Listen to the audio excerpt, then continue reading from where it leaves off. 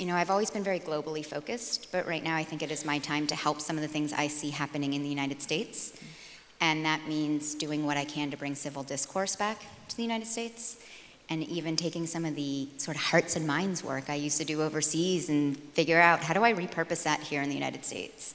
How do I help move this needle forward so people can start realizing we all have a shared interest in prosperity and in safety and security and all of these things, and even if we don't agree, we have to get to the point where we can talk to each other again.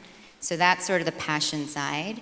And then, I've been working with startups and startups and big companies as well, people who are working globally and really want someone to help them understand how to do so in a smarter way, whether it's helping them understand how to mitigate their risks or, understand some of their unintended consequences.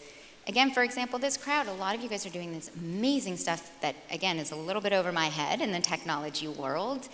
And I've had these interesting conversations about, oh, wow, well, so if you do this, does that mean that this unintended consequence might happen in society? And sort of look at me funny. And I think, well, I know that you don't think that's your responsibility, but let's think through a way that you can also make sure you're having a positive impact on society, even if it's not your role to worry about that. Right. Let's talk through some of the ways that we all want a more prosperous society. So working with people to kind of think through the risks and think through a more holistic way of tackling any number of challenges, and really trying to inspire the private sector to play a large role in our shared interests.